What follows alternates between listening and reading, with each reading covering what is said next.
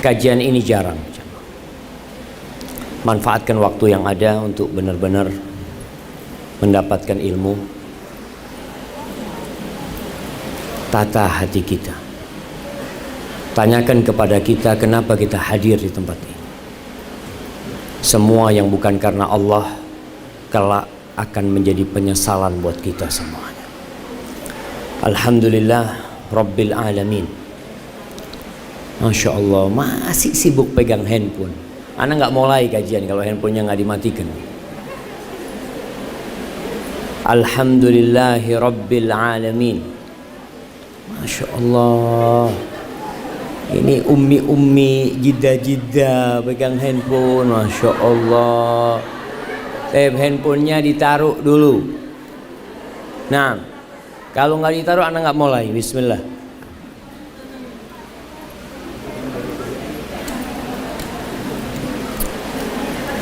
Kita mulai jamaah. Mulai bang nggak? Taruh dulu handphonenya.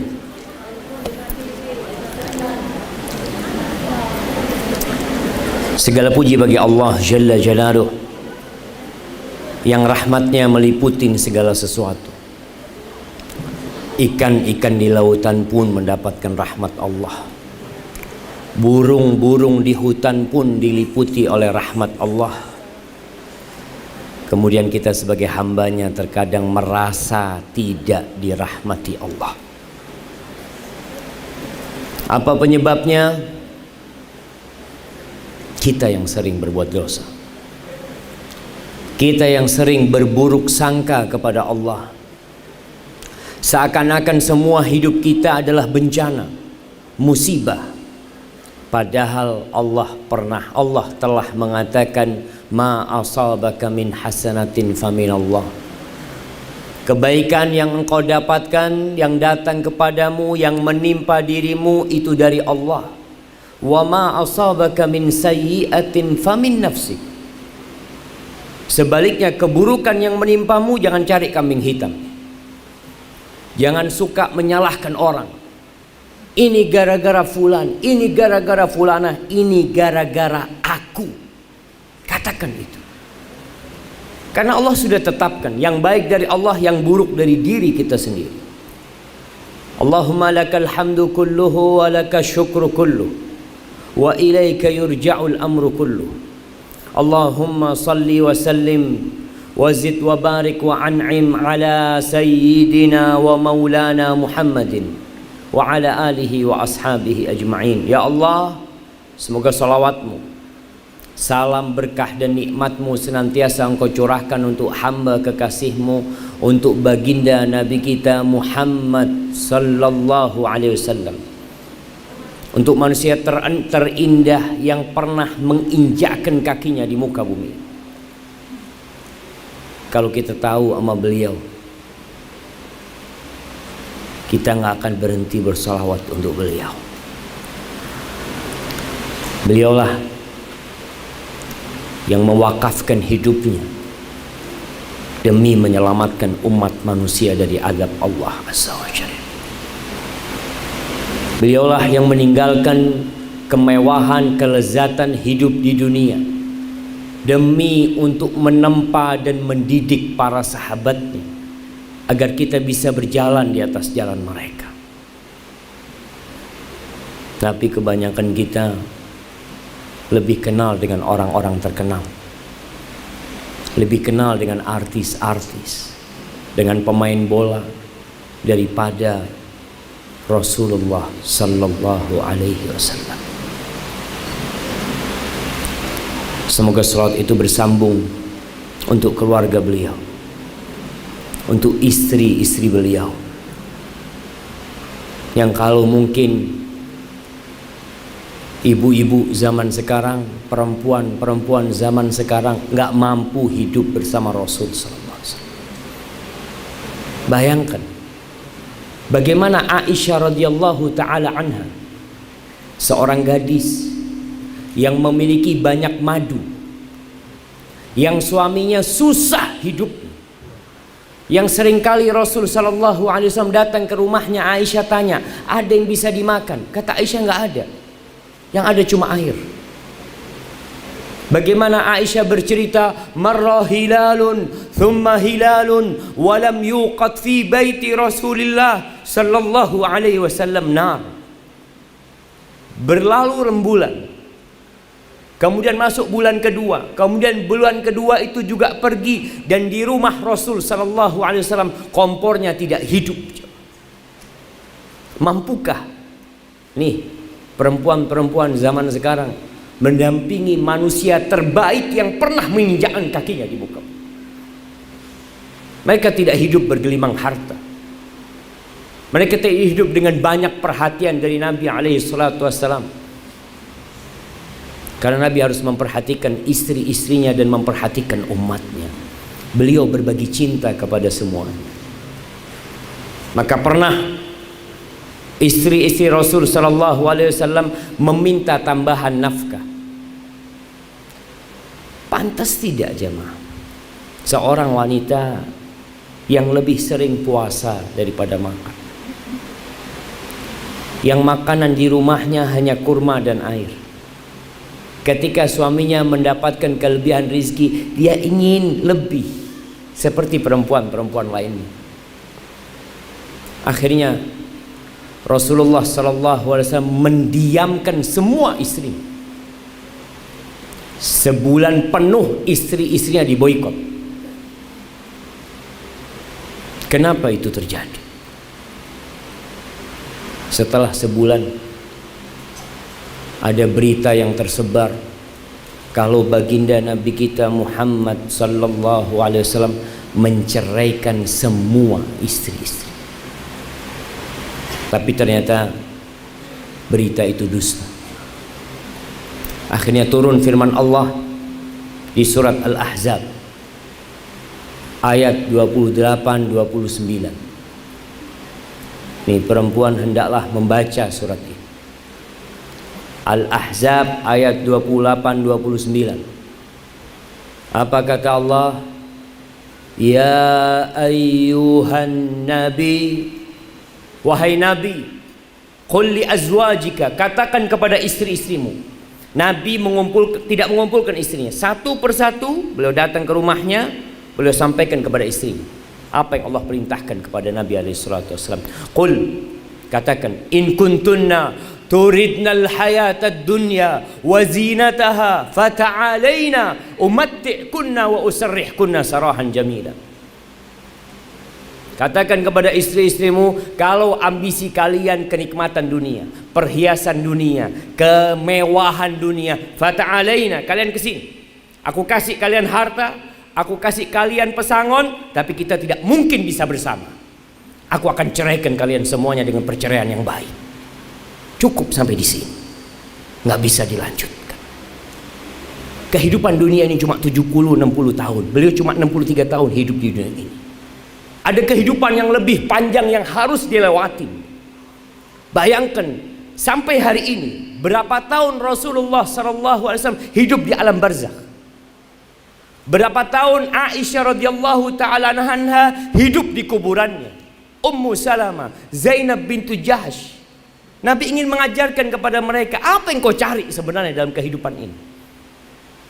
Kenikmatan 70 tahun, kemewahan 100 tahun, 200 tahun.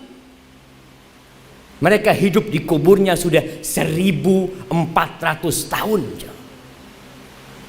Maka kata Nabi SAW, cukup sampai di sini, nggak bisa dilanjutkan. Cukup, aku akan ceraikan kalian dengan perceraian yang baik. Aku akan kasih kalian pesangon supaya kalian senang hidupnya di dunia. Wa in kuntunna turidna Allah wa rasulahu wad daral akhirah fa innallaha a'adda lil muhsinati minkunna ajran 'azima. Tapi kalau ambisi kalian itu akhirat, ambisi kalian itu Allah. Kalau bicara Allah, kita juga banyak nggak kenal sama Allah Jalla Jalaluhu. Kita lebih sering bergantung dengan pasangan hidup kita, bergantung dengan gaji kita, bergantung sama orang tua kita. Aina Allahus Samad. Allah tempat bergantung semuanya. Tapi kalau yang kalian inginkan Allah Rabbul Alamin, yang menerbitkan mentari dari timur menenggelamkannya di barat, Allah Jalla Jalaluh yang memberikan makan kepada semua ikan-ikan dan binatang yang ada di muka bumi. Kalau itu ambisi kalian, wa rasulah, dan rasulnya, wa daral akhirah, dan kehidupan di hari kemudian. Fa innallaha a'adda lil muhsinati minkunna ajran 'azima. Sesungguhnya Allah menyediakan bagi yang baik-baik di antara kalian itu pahala yang besar. Amma ba'd, jamaah rahimakumullah. Ada yang kenal dengan Asiyah binti Muzahim, istrinya Fir'aun. Dia tinggalkan istananya. Dia seorang ratu, seorang permaisuri yang sangat dihormatin di Mesir.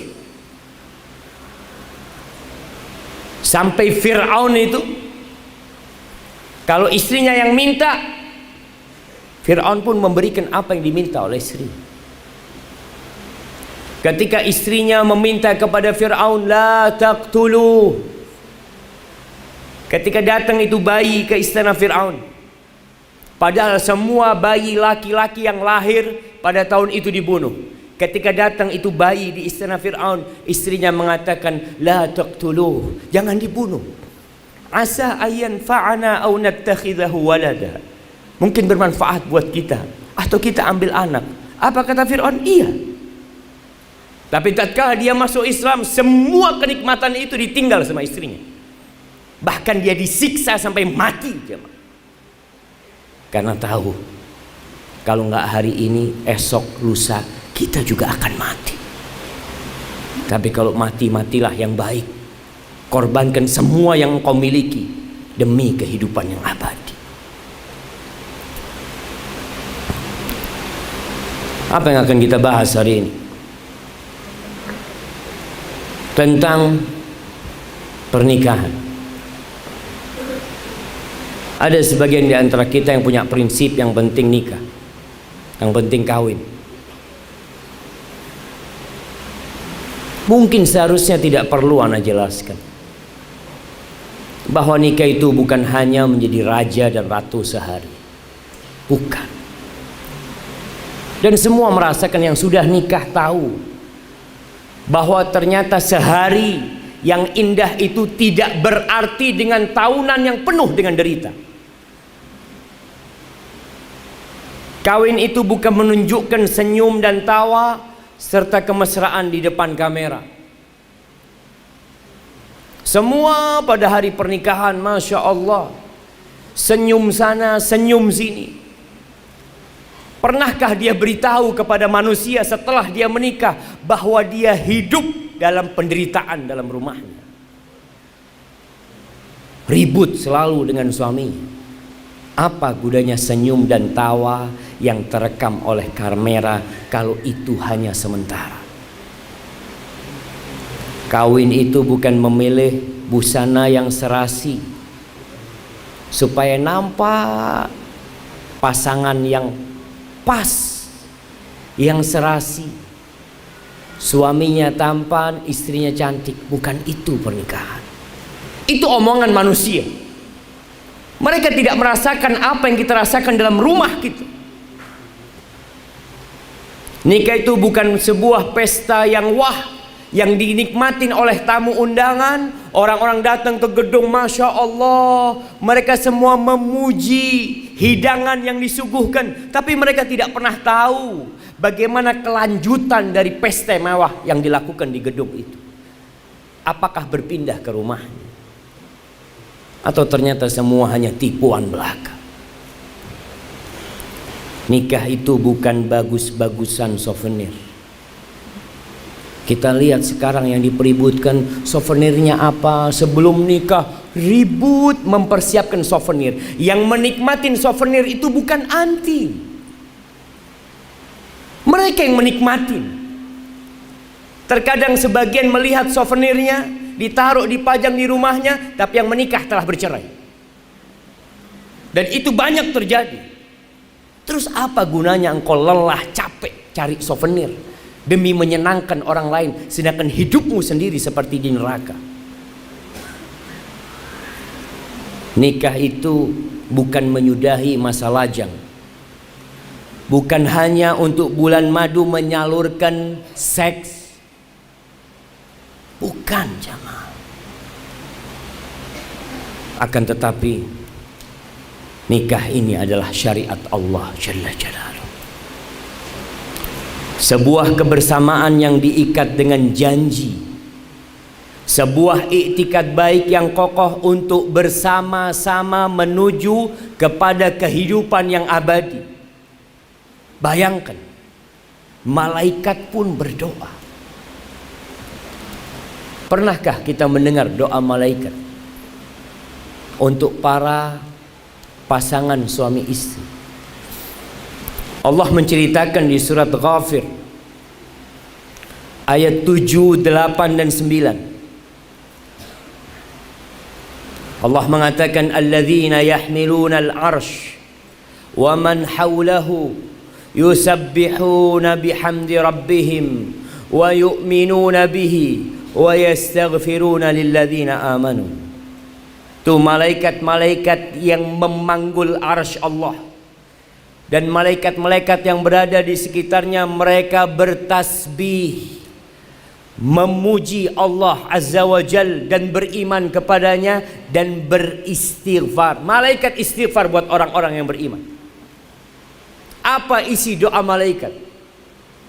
Malaikat pemanggul arsy, mereka mengatakan Rabbana wasi'ta kulla syai'in rahmatan wa ilma. Ya Allah, wahai Rabb kami, wahai Rabb kami, rahmatmu dan ilmumu meliputi segala sesuatu. Jamaah, tidak ada satu pun daun yang jatuh kecuali Allah tahu di mana dia jatuh. Tidak ada satupun biji di muka bumi ini yang dibawa oleh burung terbang. Allah tahu kemana biji itu akan jatuh, dan di situ akan menjadi tumbuhan, menjadi pohon yang besar, kemudian memiliki buah-buah, kemudian bijinya dibawa lagi oleh burung. Allah tahu dengan itu semua.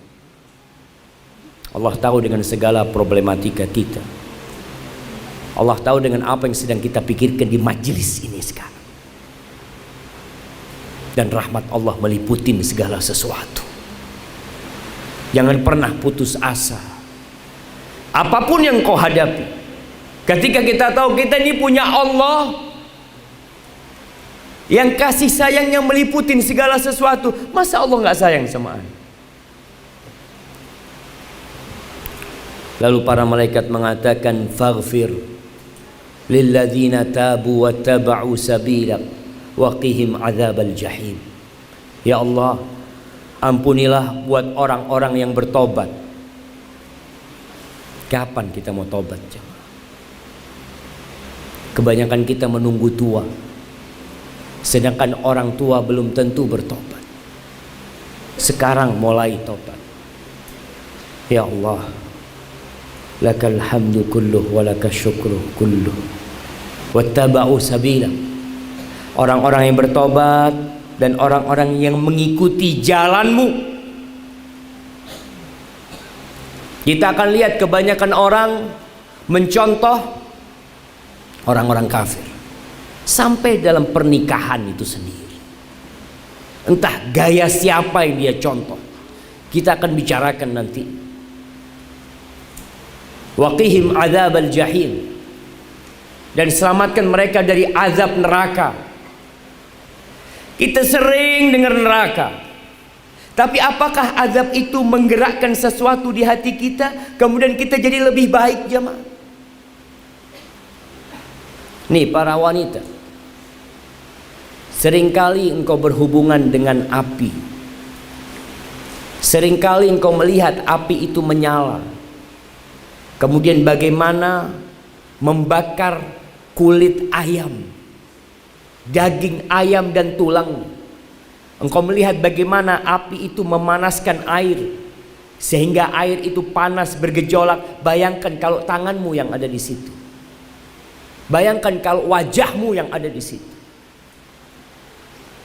Allah menjadikan itu tazkirah, kata Allah, peringatan supaya kita jadi ingat. Lalu para malaikat mengatakan, Rabbana wa adkhilhum jannati adnin allati wa'adtahum. Ya Allah, masukkan tuh orang-orang yang beriman ke surga Aden yang kekal selama-lamanya di sana, yang Engkau janji sama mereka, ya Allah. Wa man salaha min abaihim, dan juga orang-orang soleh yang dari bapak-bapak mereka, ibu-ibu mereka, masukkan bersama mereka. Wa azwajihim, dan pasangan-pasangan hidup mereka. Para malaikat mendoakan orang yang menikah, bagaimana dia bersama pasangannya, bersama orang tuanya, bersama mertuanya, wa dzurriyyatihim, dan bersama anak keturunannya, masuk ke surga Allah Azza wa Jalla. Innaka antal azizul hakim wa qihimus sayyi'at, dan selamatkan mereka ya Allah dari dosa-dosa, dari kejahatan-kejahatan. Wa man taqis sayyi'at yauma idin faqad rahimta, yang Engkau jaga mereka dari dosa, pada hari kiamat merekalah orang yang mendapatkan rahmat Allah Jalla Jalal. Wa dzalika huwal fawzul azim. Itulah kemenangan yang sebenarnya. Jamaah rahimakumullah, pernikahan itu adalah menyempurnakan agama kita.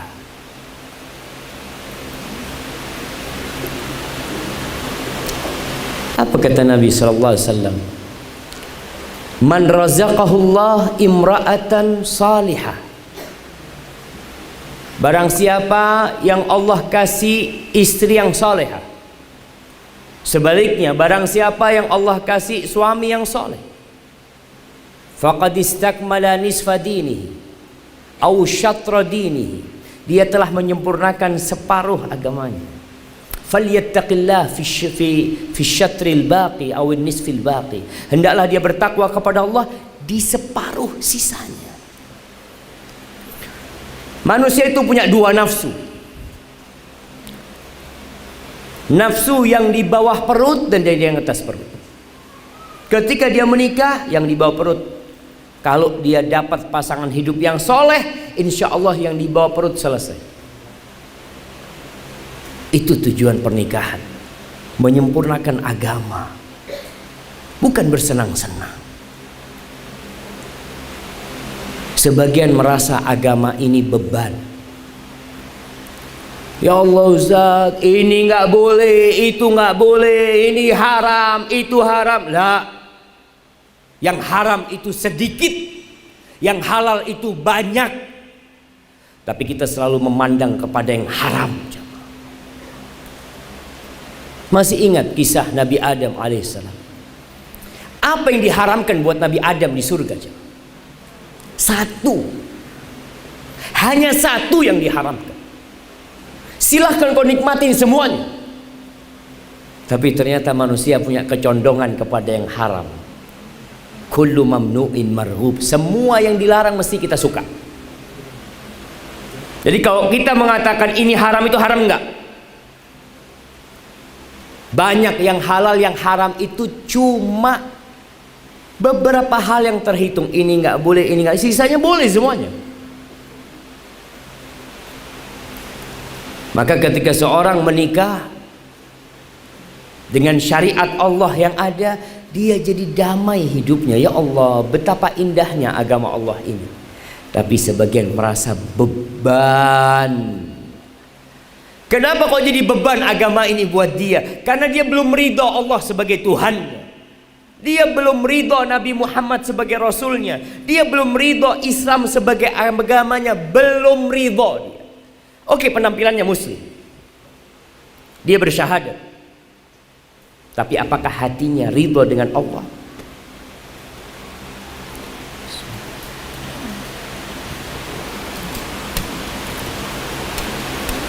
Cobalah kita belajar ridho. Kenapa Bilal bin Rabah disiksa oleh Umayyah dan dia tetap mengatakan la ilaha illallah? Karena dia ridho sama Allah. Kenapa Sumayyah, ibundanya Ammar bin Yasir, disiksa oleh Abu Jahal? Dia tetap mengatakan la ilaha illallah, sehingga itu tombak ditusukkan ke kemaluannya sampai mati. Kita tidak sampai seperti itu untuk mengamalkan agama Allah ini jemaah. Itu pun kita merasa berat karena kita belum ridho. Pernikahan itu sejatinya membangun rumah tangga bersama. Apa yang dicari? Ini yang zuat-zuat, yang belum kawin, apa sebenarnya yang dicari? Semua punya visi dan misi yang berbeda-beda. Tapi Allah ngasih tahu kita, salah satu disyariatkan yang pernikahan adalah litaskunu ilaiha, agar engkau merasakan sakinah. Nih majelis taklimnya namanya Samara. Iya, kadangkala itu hanya harapan belaka. Apakah semua yang ada di Samara hidupnya sudah sakinah, mawaddah dan rahmah? Sedang mencari. Kalau sudah Samara kayaknya anak nggak diundang. Nah, anak dapat banyak bocoran kondisi rumah tangga. Jangan dipikir yang rumahnya bagus, hidupnya sakinah, mawaddah dan rahmah. Jangan. Sebagian orang melihat penampilan seakan-akan menunjukkan hakikat diri mereka. Enggak, jemaah. Mereka ketika foto selalu tersenyum ya, berduaan, kadangkala keluar rumah berduaan, datang perkawinan berduaan. Kita berpikir ya Allah romantisnya orang ini, belum tentu. Karena sejatinya romantis tidak perlu diobral di depan manusia. Apa manfaatnya orang melihat kita romantis kalau di rumah ternyata kita nggak romantis? Semuanya hanya wayang, hanya topeng, hanya permainan. Allah mengatakan litaskunu ilaiha, agar mendapatkan sakinah kepadanya. Perempuan ini memiliki kekuatan yang membuat suaminya itu pulang ke rumahnya. Dia capek bekerja sampai rumahnya, Masya Allah, hilang semua kelelahan kerjanya, asalkan istrinya solehah. Makanya tolong poin sakinah ini dijaga, bikin suaminya itu betah di rumah. Ada suami capek kerja berkeringat, mungkin macet di jalan, sampai rumah ditanya sama istrinya, "Bang, kok telat bang?" Subhanallah. Itu suami nggak kepingin pulang. Iya. Anak sebagai seorang lelaki, anak sering kumpul sama laki-laki. Mereka sering bercerita, mengatakan, "Ustadz, terus terang Ustadz, anak pulang nunggu harim anak tidur Ustadz. Capek Ustadz." Lalu sang istri mengatakan, "Ustadz, anak kurang dapat perhatian dari suami." Subhanallah. Engkaulah tempat perhatian, engkaulah tempat sakinah buat suamimu. Kalau suami nggak sakinah di rumah, ada apa dengan engkau sebenarnya? Siapa yang nggak betah pulang di rumahnya? Siapa yang nggak bahagia kalau setiap datang ke rumah selalu dibukakan sama istrinya? Lalu istri mengatakan, "Bang, abang kepingin apa?" Nggak ada pertanyaan dari mana, nggak ada pertanyaan kenapa telat, bawa apa, nggak ada pertanyaan itu. Yang ada, engkau ingin apa suamiku? Engkau sedang berada di surgamu di sini. Semuanya ada di sini. Tapi kadangkala sakinah nggak didapat, jamaah. Selalu perempuan mengatakan, "Suami suka marah Ustaz, emosi." Engkau bisa meredam emosi dia. Engkau tahu kapan dia marah. Istri tahu nggak kapan suaminya marah? Tahu. Dan selalu yang dikatakan, "Ustaz, masalahnya remeh Ustaz." Nah, dan engkau tahu. Kenapa engkau nggak tutup yang remeh itu? Masalah cuma tutup, selesai. Pernikahan itu untuk memperbanyak umat Nabi Muhammad sallallahu alaihi wasallam. Untuk memperbanyak umat Nabi Muhammad sallallahu alaihi wasallam. Ketika ada seorang sahabat hendak menikah, dia mengatakan, "Ya Rasulullah, inni asabtu imra'atan zata mansibin wa jamal." Ya Allah, Rasul, aku ini dapat seorang perempuan yang cantik dan bangsawan. Ghaira annaha la talid, tapi dia ini mandul, nggak bisa punya anak, janda. Bolehkah aku menikahin dia? Ini jamaah, bukan yang penting kawin, enggak. Ada yang dicari dari pernikahan itu. Kata Rasul sallallahu alaihi wasallam, "La, jangan. Cari perempuan lain." Ternyata laki-laki ini sudah jatuh cinta sama tuh perempuan. Maka dia minta izin untuk yang kedua kalinya. Dan jawaban Rasulullah SAW, la. Dia minta izin untuk yang ketiga kalinya. Dan jawaban Rasulullah SAW sama, la. Kenapa kok la? Tazawwajul waludal wadud fa inni mukathir bikumul umam yaumal qiyamah. Nikahilah wanita yang penyayang dan banyak anaknya, wanita yang subur, karena aku akan berbangga-banggaan pada hari kiamat dengan banyaknya umatku nanti.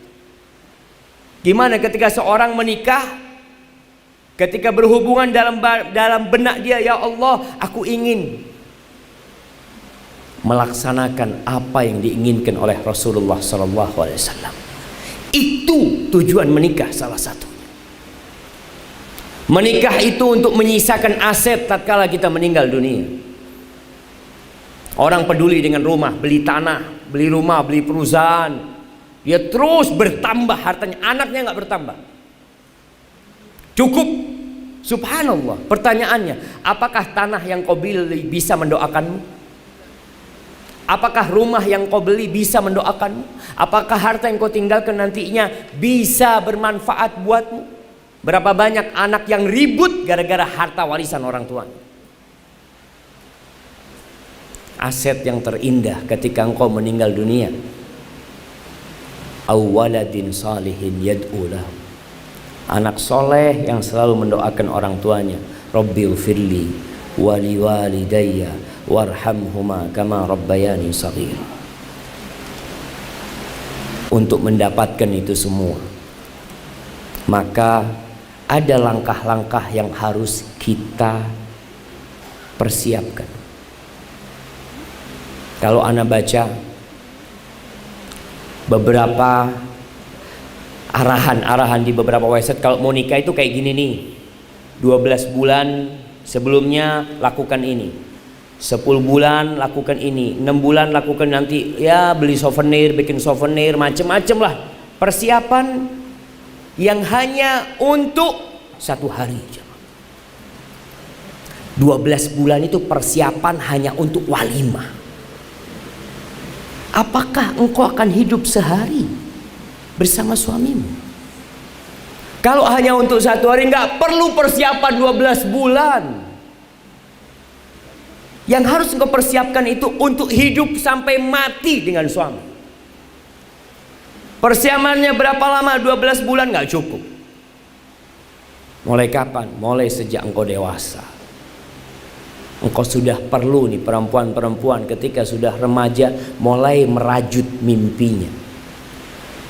Dia mulai persiapkan, aku akan menjadi seorang istri. Aku nggak mungkin hidup sendirian. Aku akan menjadi seorang ibu. Aku akan memiliki anak-anak. Apa yang harus aku persiapkan? Yang pertama, jangan salah niat. Jangan salah niat. Tadi kita udah sampaikan, ketika mau nikah niatnya untuk menyempurnakan agama, untuk mendapatkan sakinah, untuk memperbanyak umat Rasul sallallahu alaihi wasallam, untuk menyisakan aset-aset ketika kita meninggal dunia. Ada yang mendoakan kita. Yang kedua, jangan salah pilih. Laki perempuan sama. Perempuan itu lebih memilih lelaki yang tampan apa lelaki yang kaya?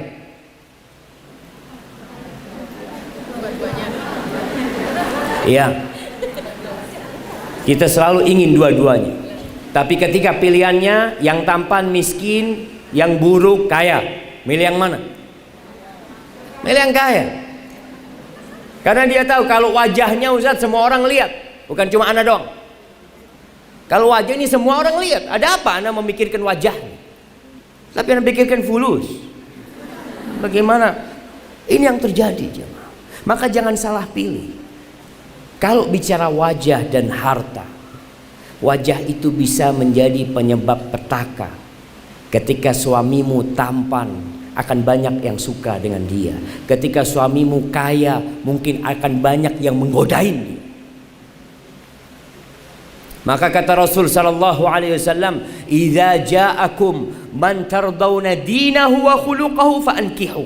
Apabila datang meminang putri kalian, meminang adik kalian, seorang laki-laki yang agama dan akhlaknya kalian ridhoi. Senang sama wajahnya? Bukan. Senang sama akhlaknya. Senang sama agamanya. Dilihat, ya Allah, fulan ini tiap hari ke masjid. Ngaji, habis maghrib dia nggak turun dari masjid. Akhlaknya Masya Allah. Orang tuanya merasakan kebaktian anaknya. Tetangganya merasakan kebaktian tuh anak. Apa kata Rasul sallallahu alaihi wasallam? Fa'ankihu, nikahkan putrimu dengan tuh anak. Nggak usah berpikir panjang. Kadang-kala berpikir, ya gimana Ustaz, dia nggak terlalu tampan. Ya Allah, jamaah, tampan dan cantik ini hanya sementara. Kalau ibu-ibu ditanya apakah suami ibu tampan, dulu. Iya. Kalau tuh laki-laki ditanya, bang, apa istri abang cantik? Dulu. Sekarang istri tetangga lebih cantik. Iya. Manusia itu sebelum memiliki, dia melihat sesuatu tidak dalam wujud asli. Secara umum, laki perempuan sama. Ketika seorang wanita menginginkan gelang, dia ingin gelang. Ketika dia lihat sohibnya pakai gelang, ingin sekali. Dia pandang-pandang itu gelang. Betapa indahnya itu gelang. Ketika dia beli gelang yang sama, dia pakai untuk cuci piring. Nggak dia hargain lagi, karena sudah jadi miliknya. Begitu pula seorang lelaki yang awalnya melihat istrinya cantik, dapat 2 bulan dia lihat, ya Allah, kok kayak gini yang punya harem ternyata. Biasa aja. Karena udah tiap hari kelihatan.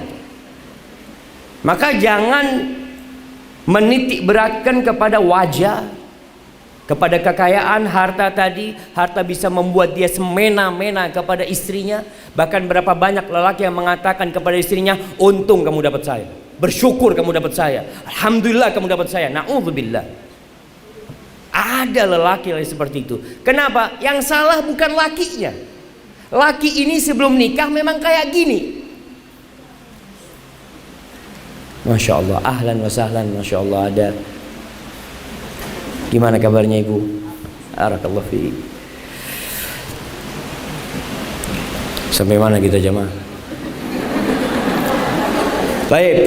Kalau ada perempuan yang mengatakan, Ustaz, suami anak kayak gini, kayak gitu, sebelum menikah dia kayak gitu memang. Engkau yang memilih dia hanya karena wajah dan kekayaannya. Maka sekarang nggak usah curhat sama Ustaz. Sebagian orang curhat sama Ustaz. Maka yang anak katakan, yang salah pilih itu siapa? Engkau yang salah pilih. Orang tua kadang-kala salah pilih. Orang tua juga sebagian matre.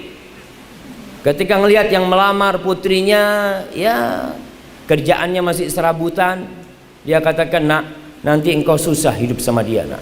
Subhanallah. Kata Rasul sallallahu alaihi wasallam, Kalau kita memilih agama dan akhlaknya, selesai jamaah. Bumi ini milik Allah Jalla Jalaluhu. Siapa sih orang-orang yang dikasihi sama Allah di muka bumi ini?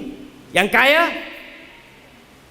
Sebagian manusia berpandangan seperti itu. Sebagian mengatakan fa'ammal insanu idza mabtalahu rabbuhu fa'akramahu wa na'amahu fayaqul rabbi akraman. Sebagian manusia berpandangan kalau diluaskan rizkinya, dikasih jabatan, apa kata dia? Rabbi akraman, Tuhanku memuliakanku. Wa amma idza mabtalahu faqadara alaihi rizqa. Tapi kalau disempitkan rizkinya, susah hidupnya, cari kerjaan nggak dapat, dia berpikiran Rabbi ahanan, Robku menghinakan aku. Kata Allah, kalla, nggak seperti itu. Maka tolong jangan salah pilih. Dan orang tua jangan mengulangi kesalahan dia. Ada orang tua yang hidupnya nggak berbahagia. Anak tahu, aba uminya nggak bahagia. Kemudian ketika anaknya mau nikah, kasih tahu anaknya. Nah, kalau mau nikah, pilih dua. Akhlak baik, agamanya baik. Yang lainnya kalau wajah, kekayaan, insya Allah rizki itu nyusul. Ana melihat rizki itu datang jamaah Allah. Ana ketika menikah, ana utang. Ana sampai punya handphone, ingat ana umi ana ngomong Syafiq, itu handphonenya jual, belikan gelang buat harinya. Kata ana umi, iya siap. Ana berikan semuanya. Ana pulang ke Madinah nggak punya apa-apa, bawa utang. Tapi subhanallah, ketika menikah rizki itu datang. Ketika punya anak rizki itu datang. Tidak ada yang lahir di muka bumi kecuali bawa rizkinya sendiri. Maka jangan terlalu kepikiran dengan kekayaan. Ada yang kaya hari ini besok miskin. Ada yang cantik hari ini besok buruk rupanya. Begitu pula dengan yang laki. Maka jangan salah pilih. Yang ketiga, jangan pacaran. Dulu pacaran itu ya masih kirim-kiriman surat. Ana masih ingat ya, ada cari orang kirimin surat ke sana. Sekarang video call. Iya, video call sekarang. Hati-hati jangan sampai ketika kita menikah dalam kondisi kita telah membuat Allah murka. Allah tuh paling cemburu. Makanya Allah larang perzinaan itu. Dan semua yang mengantarkan ke perzinaan dilarang. Ingat Indonesia nih tahun 2013 itu sudah darurat zina. Darurat seks bebas. Tahun 2013 data dari Kementerian Kesehatan dan Komite Perlindungan Anak 62,7% itu remaja sudah melakukan seks bebas. 62,7% 2013. Kemudian disebutkan di antara hampir 100.000 yang hamil di luar nikah 20% aborsi. 20.000 kira-kira yang aborsi tahun 2013. Supaya kita sadar Islam ini berusaha menjaga nih dua manusia nggak boleh dikumpulkan. Nanti ada saatnya mereka berkumpul untuk membangun rumah tangga, untuk membangun negeri ini dengan anak-anak yang soleh dan soleha. Tapi kalau orang tuanya sudah pacaran, sudah jalan berduaan, na'udzubillah, udah berzina, kemudian nikah karena hamil, lalu mengatakan mohon doa restu. Doa restu yang mana yang kau pinta? Engkau mengundang laknat Allah. Katakan mohon doa restu. Nggak malu minta orang mendoakan dia, sedangkan dia sendiri mengundang laknat Allah Azza wa Jalla dengan perzinaan dia. Dan banyak dulu jamaah Masya Allah tahun 90-an 89-90 ketika anak SD kelas 5, kelas 6. Di kampung itu ada seorang perempuan yang nikah karena hamil. Satu kampung ribut. Kalau sekarang biasa, dianggap sesuatu yang bukan nista. Ketika itu kita tinggal tunggu adab Allah turun. Maka tatkala kita mengatakan jangan pacaran, terus gimana cara memilihnya? Subhanallah, cari laki-laki yang baik-baik. Wanita tidak mencari biasanya, wanita itu dicari.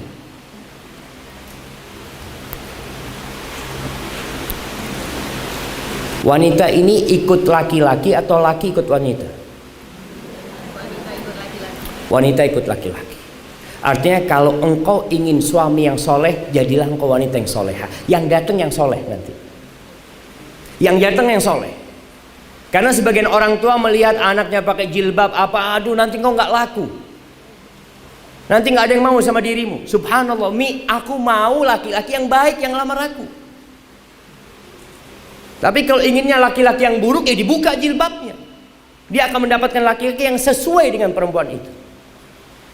Ingat, semua punya pangsa pasar.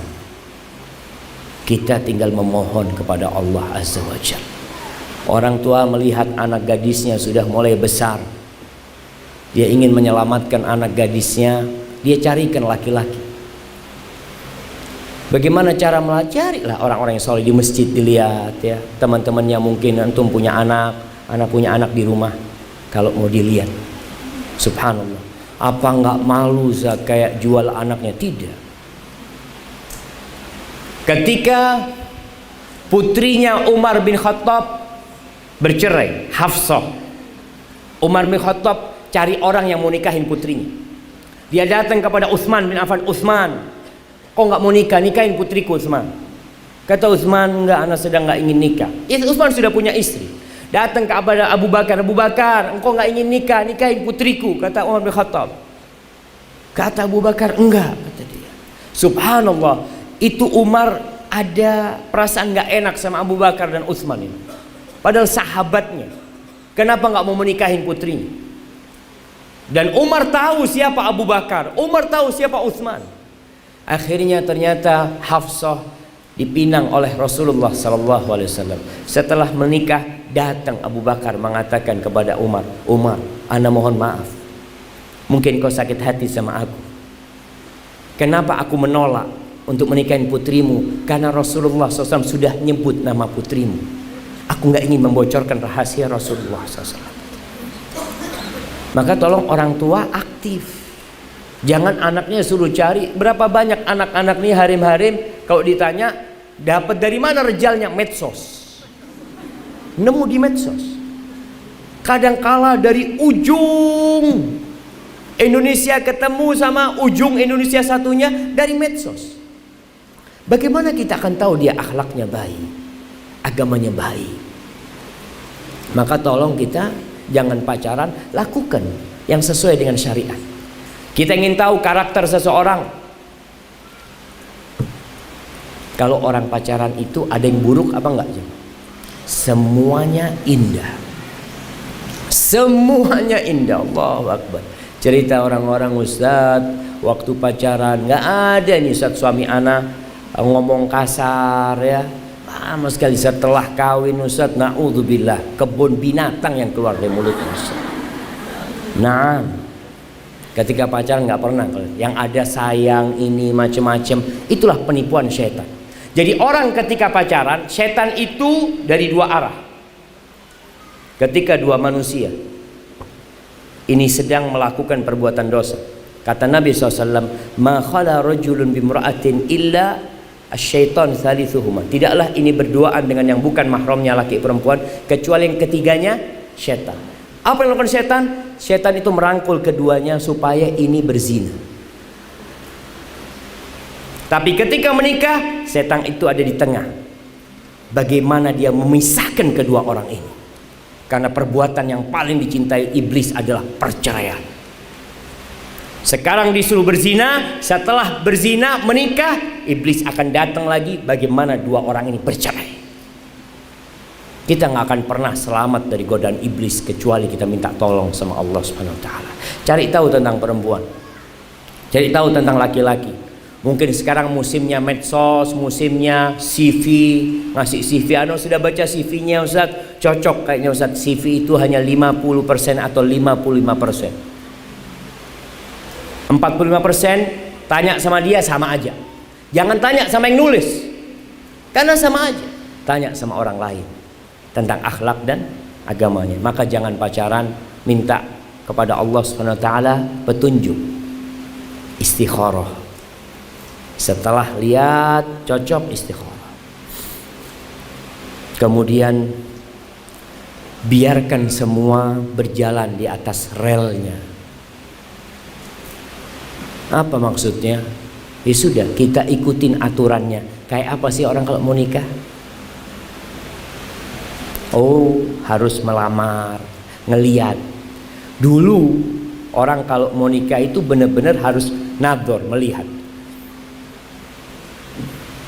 Datang ke rumahnya. Kalau sekarang gadisnya nggak perlu dinador karena sudah tiap hari keluar masuk kampung. Satu kampung tahu sama tuh perempuan. Ada apa? Anda mau nador? Nador gimana? Tiap hari lewat sini. Kok duduk aja di sini? Tapi dulu kadang-kala perempuan dipingit kalau gadis. Maka harus datang ke rumahnya. Apa yang dilihat? Dilihat. Boleh dibuka jilbab. Pakai pakaian rumahnya. Dengan catatan memang laki-laki ini benar-benar mau menikah. Dan pihak perempuan memang ada harapan menerima laki-laki ini. Tapi kalau dilihat ini ada laki-laki yang dikenal dengan Abu Nadhor. Sukanya ngelihat perempuan sana tapi nggak kawin-kawin. Maka jangan kita berikan putri kita untuk dilihat dengan dia. Jamaah, kemudian ada acara-acara sebelum menikah yang seharusnya direnungkan kembali. Apakah itu diperbolehkan dalam agama kita?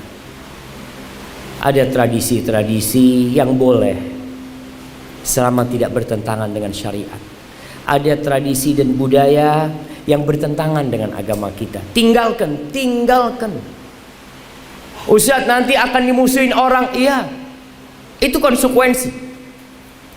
Emangnya Rasul sallallahu alaihi wasallam nggak dimusuhin sama penduduk Mekah, dibenci sama penduduk Mekah, dicaci, bahkan diusir, mau dibunuh Rasul sallallahu alaihi wasallam.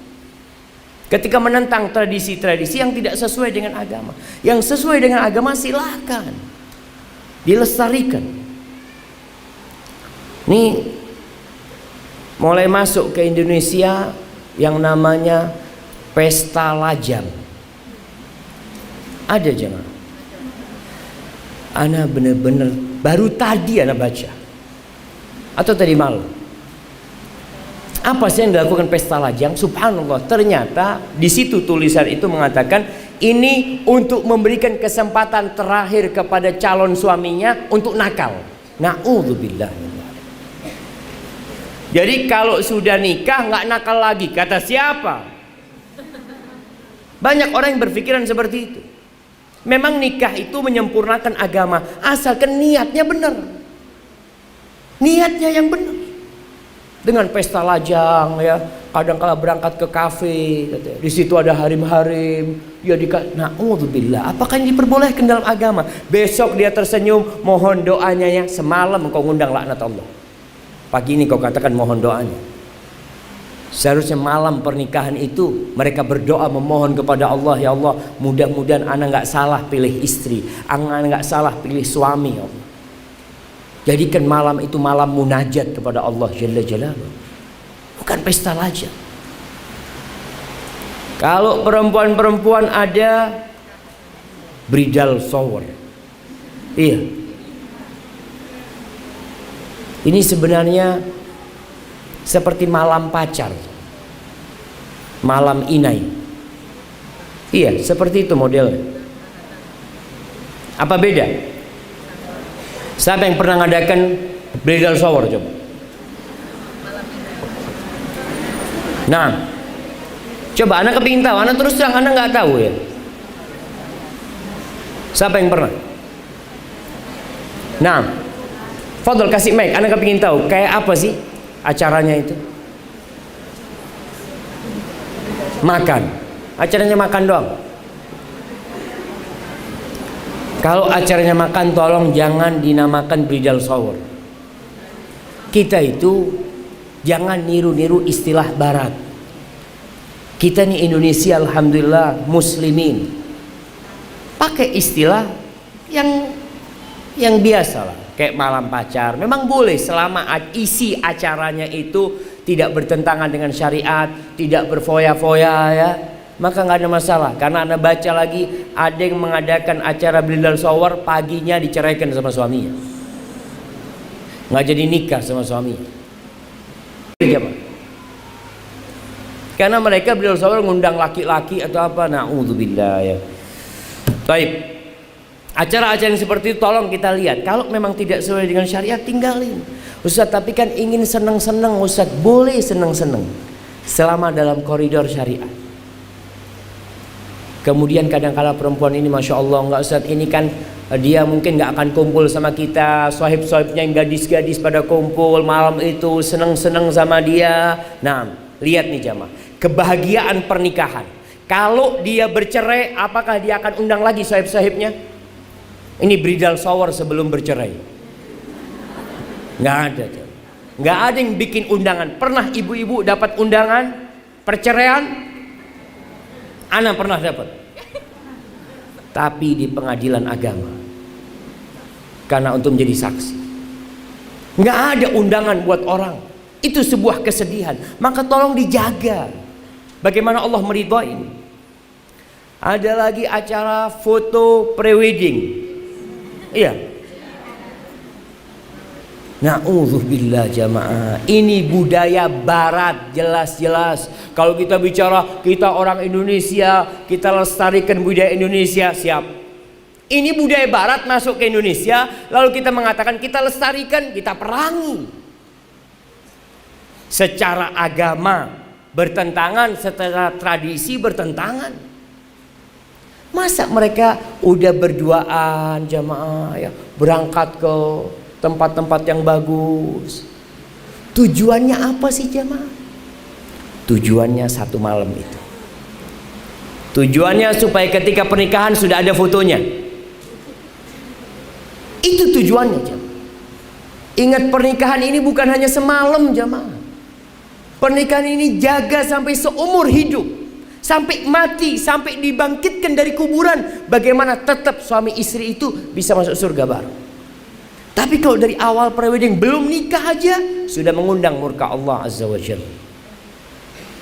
Berpegangan, berciuman di depan orang, ditunjukkan dulu.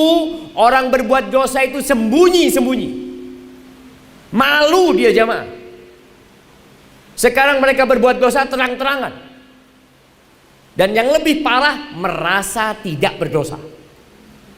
Kalau orang berbuat dosa, merasa dosa, dia mungkin istighfar, ya Allah, astagfirullah, ya Allah, ampuni hamba, ya Allah, hamba khilaf, ya Allah, hamba lupa, ya Allah. Tapi ini mereka, apakah mereka bertobat dari perbuatan mereka itu jamaah? Merasa nggak dosa, gimana mau tobat?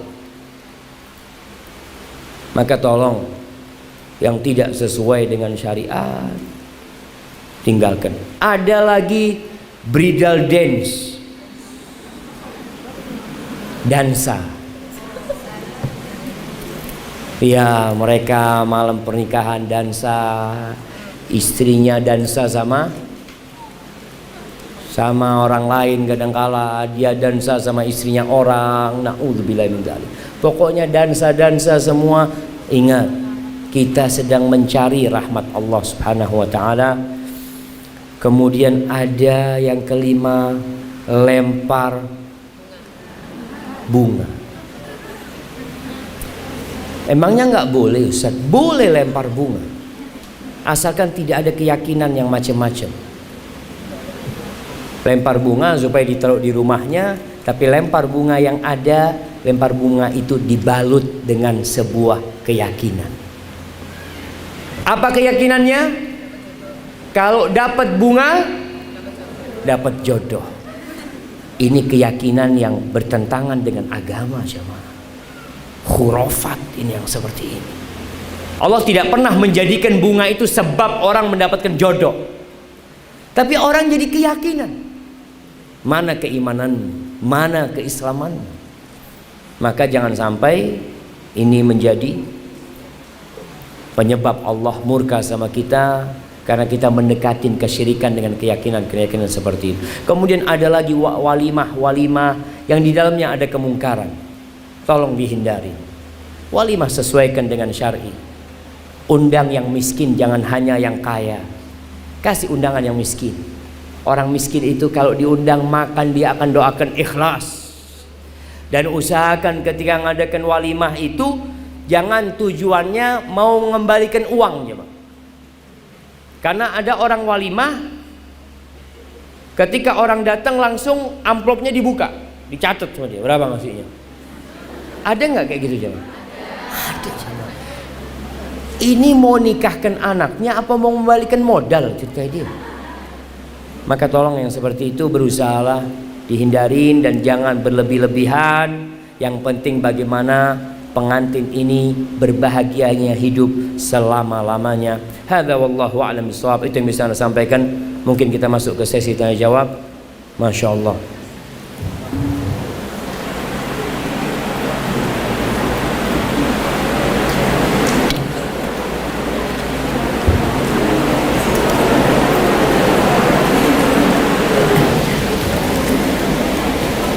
Bismillah. Afwan Ustaz, bagaimana kita bisa menjembatani hubungan ibu mertua dengan menantu perempuannya yang kurang harmonis karena merasa dianggap terlalu mencampuri rumah tangga putranya, padahal maksudnya menasehati anak menantunya, sehingga si menantu menolak hidup dalam satu rumah dengan ibu mertuanya, sementara suami ingin tetap dekat dengan ibunya. Jamaah yang seperti ini kembali kepada suami. Itu istri, istrinya siapa? Istrinya suami. Itu ibu, ibunya siapa?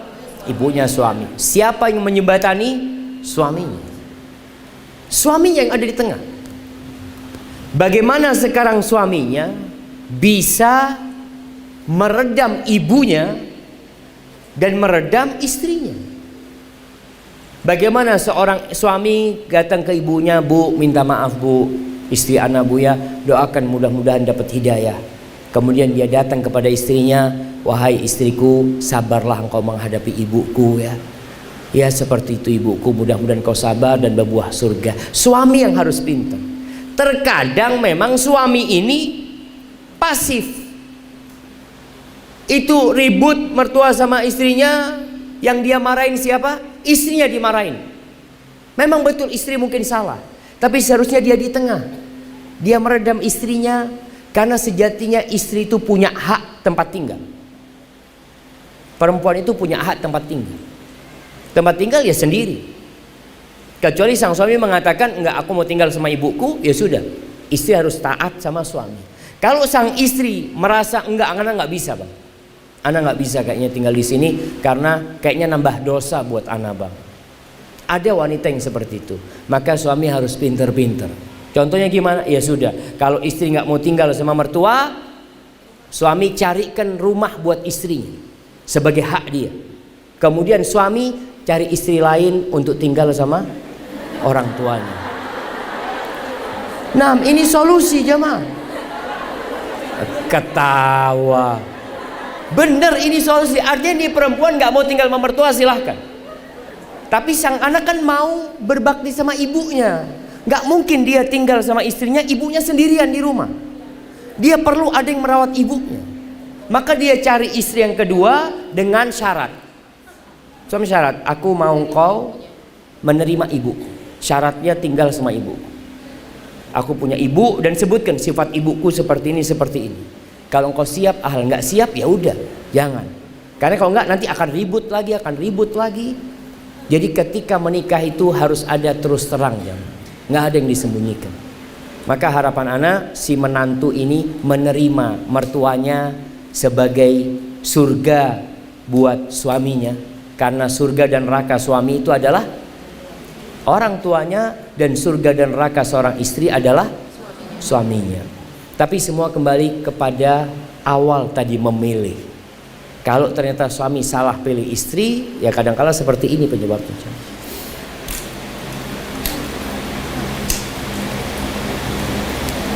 Assalamualaikum Ustaz, mau curhat. Saya sudah berumah tangga dan sudah terlanjur ambil rumah lewat KPR bank konvensional. Mau saya batalkan, sudah terlanjur akad terrealisasi dan bank sudah membayar lunas pada developer. Ternyata sudah tidak bisa. Bagaimana langkah saya Ustaz? Baru tahu jika itu hukumnya riba. Saya dan suami merasa rezeki kami sempit karena mengambil rumah tersebut. Yang pertama jamaah, ana nasihatin, jangan berhutang. Apalagi kalau hutangnya riba. Kalau masih ada yang berkeyakinan nggak bisa punya rumah kalau nggak utang, kalau nggak kredit, kata siapa? Bapak-bapak kita, ibu-ibu kita, itu mereka punya rumah nggak kredit, tapi mereka nabung. Di sini harus dipikirkan, menabung. Awal beli tanah, ya cukup buat beli tanah, alhamdulillah punya tanah. Terus bangunnya, ya kita minta sama Allah Ustaz. Punya rezeki beli batu pondasi. Masih melihat di desa itu sampai sekarang masih kelihatan. Ada di depan rumah itu ada batu bata. Sampai batu batanya lumutan ya.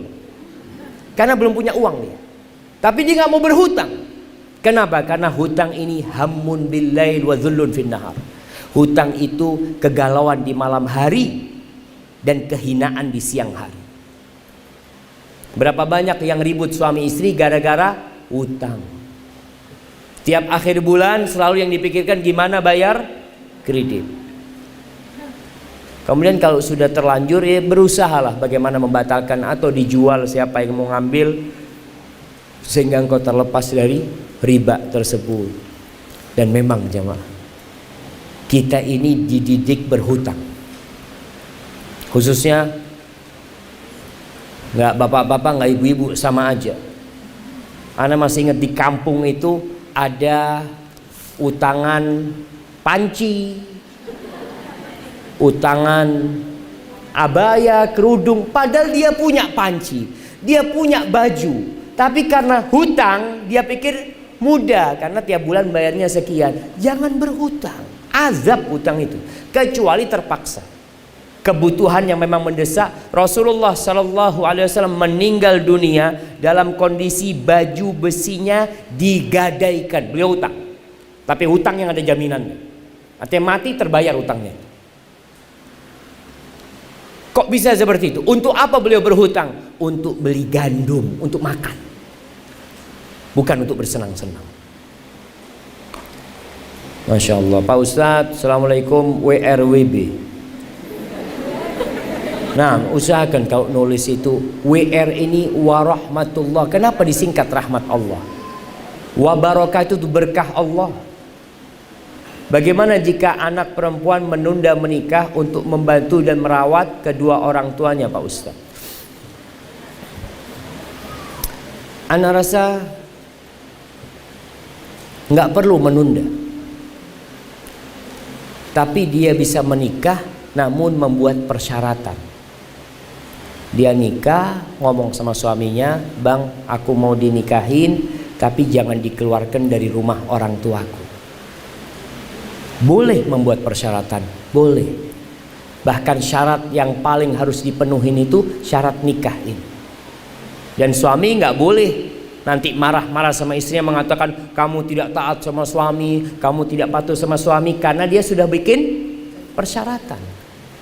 Dan itu diteken kalau bisa. Itu kalau memungkinkan. Kalau memang tidak memungkinkan, ya sudah, anti berbakti sama orang tua. Semoga itu menjadi pahala yang besar buat anti, dan semoga Allah mengirimkan buat anti suami yang baik yang mau menerima anti apa adanya. Barakallahu fikum.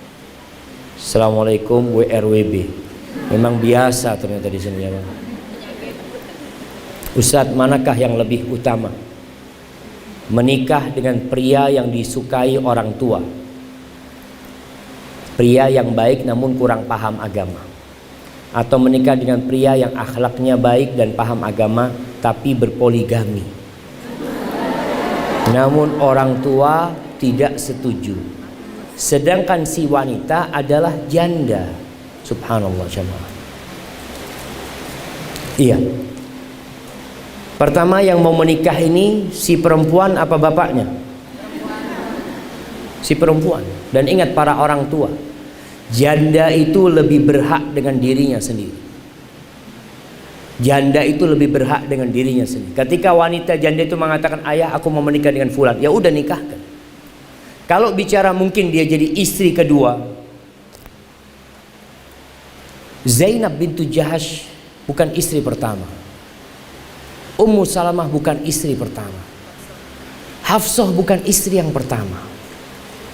Lebih enak mana, jadi istri pertama apa jadi istri kedua?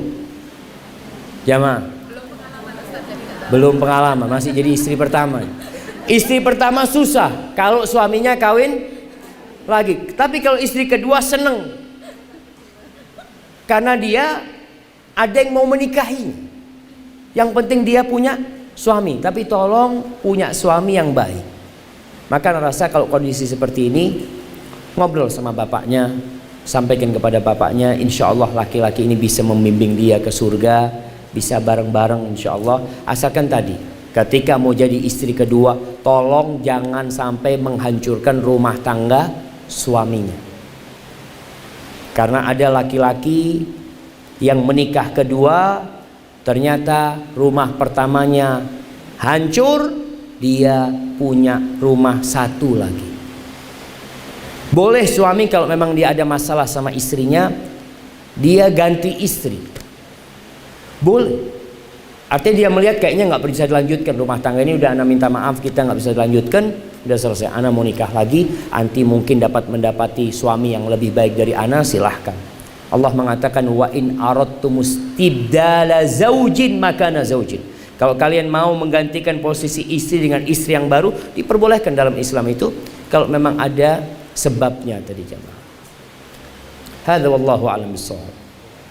Afwan Ustaz, ana mau nanya, bagaimana menghadapi, Masya Allah, ana nggak baca ini. Assalamualaikum warahmatullahi wabarakatuh. Waalaikumsalam warahmatullahi wabarakatuh. Ana mau nanya, bagaimana menghadapi sikap mertua yang tidak menyukai kita, padahal kita selalu berusaha jadi yang terbaik, tapi kita selalu salah di matanya.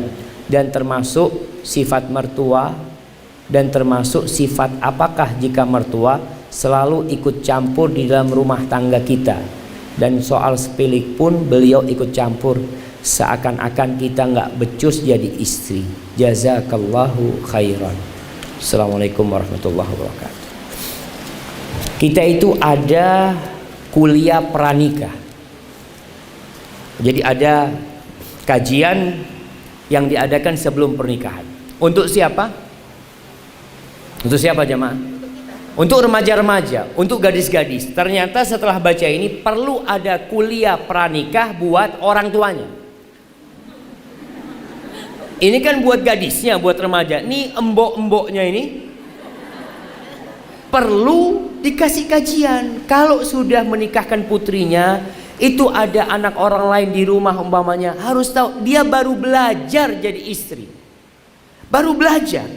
Biarkan dia jatuh, biarkan dia tergores, biarkan dia terluka, nanti bisa jadi istri yang baik. Kalau ibunya sudah 20 tahun jadi istri, ini mertua udah 30 tahun jadi istri. Makanya kalau kita lihat anak kita ketika belajar naik sepeda, dia akan terluka, dia akan terjatuh, tapi lama-kelamaan dia akan jalan sendiri. Begitu pula dengan menantu kita. Ketika dirasakan dia melakukan kesalahan, sudah biarin. Kalau kesalahannya apalagi dikatakan remeh, coba. Terus apa sikap istri, sikap menantu? Sabar. Udah nggak tahan, sabar. Apabila suamimu baik, engkau bersyukur. Memiliki mertua yang telah melahirkan seorang anak yang soleh, yang sekarang menjadi pendamping hidupmu. Pandanglah kepada kelebihan mertuamu. Pandanglah kepada anaknya yang sekarang bersamamu. Mertua itu kadangkala ada iri sama menantunya, itu wajar. Mertua itu kadangkala dia lagi makan, ngelihat anaknya sama istrinya berduaan ngobrol, dia lihat, ya Allah, diambil anakku sama dia. Iya. Maka tolong anti bersabar menghadapi itu. Kemudian sebuah kaidah umum, manusia tidak akan pernah terlepas dari ujian dan bala. Karena bumi ini darul bala. Bumi ini tempatnya bala. Allah mengatakan, inna ja'alna ma'alal ardi zinatan laha. Sesungguhnya kami menjadikan semua yang ada di muka bumi sebagai perhiasan untuk bumi ini. Tujuannya apa? Linabluwahum ayyuhum ahsanu amala. Untuk menguji siapa di antara mereka yang paling baik amalannya. Anti sedang diuji. Bagaimana menghadapi mertua yang seperti ini? Ujian itu dua, bersabar atau bersyukur. Ada yang dapat mertua baik, memanfaatkan mertuanya, dia tidak bersyukur. Ada yang dapat mertua buruk, dia tidak bersabar. Wa inna laja'iluna ma 'alaiha sa'idan juruza. Semua yang di muka bumi ini akan hancur. Maka ketika mendapatkan ujian mertua seperti ini, lihat kepada kelebihannya, lihat kepada anaknya, lanjutkan perjalanan hidup ini. Kalau keburukan itu anti hadapin, cobalah berharap itu jadi penghapus dosa-dosa anti. Mungkin anti punya banyak dosa sama Allah SWT. Pernah ada seorang alim ulama, Masya Allah, lagi di rumah, sohibnya datang bertamu. Ketika bertamu, dia melihat istrinya ini nggak soleha, ngomong teriak-teriak macam-macam. Kata tamunya kepada sohibnya ini, kamu kok nggak ceraikan istrimu kayak gini? Carilah istri yang lain yang lebih baik. Apa kata alim ulama ini? Aku takut istriku ini azab Allah buat aku di dunia karena dosa-dosa yang aku lakukan. Dan aku khawatir kalau nikah dengan wanita lain lebih parah dari yang ini. Ya sudahlah, yang ada dinikmatin gitu dia. Dan Masya Allah, ketika orang memandang kepada sisi yang lain, dia akan bisa bersabar.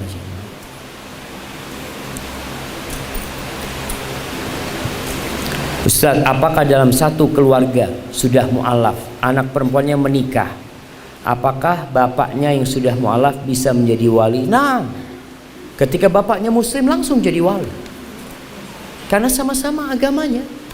Dia langsung menikahkan putrinya walaupun dia baru masuk Islam. Hadza wallahu a'lam bissawab. Assalamualaikum warahmatullahi wabarakatuh. Singkat cerita Ustaz, Ana sangat mencintai suami Ana, dan kami dikaruniai 2 anak kembar putri. Akan tetapi suami Ana dipanggil Allah Subhanahu wa ta'ala ketika anak kami berusia 11 bulan. Jadi sekarang Ana seorang diri mencari nafkah. Teman dan kerabat menyarankan Ana untuk menikah lagi. Akan tetapi Ana merasa minder dengan keadaan Ana, dan Ana berharap ingin bersama suami Ana di surga nanti insya Allah. Ana harus bagaimana Ustaz? Tolong berikan Ana pencerahan. Terima kasih Ustaz. Jamaah rahimakumullah, memang perempuan itu akan bersama suami terakhir dia. Perempuan itu kalau tinggal mati suaminya, kemudian dia menikah lagi, maka dia akan bersama suaminya yang terakhir. Kalau tadi anti sebutkan, anti ingin bersama suami anti, dan anti bisa bersabar membesarkan 2 putri itu sampai akhirnya putri itu menikah, maka insya Allah Allah akan berikan kepada anti pahala yang besar, karena anti merawat anak-anak yatim, membesarkan anak itu. Ada janda-janda yang tidak menikah bukan karena tidak ada yang mau sama dia, tapi karena dia ingin merawat anak-anaknya dan tidak ada yang mengganggu dia. Silahkan, itu pilihan buat dia. Tapi kalau dia takut tergoda dengan fitnah yang ada, maka pilihannya menikah. Subhanallah, ada sebuah kisah cinta yang sangat panjang dan indah sekali. Kisah cintanya sahabat Nabi Sallallahu Alaihi Wasallam yang bernama Abu Salamah dan Ummu Salamah. Suatu hari setelah sampai ke Madinah, Abu Salamah sakit.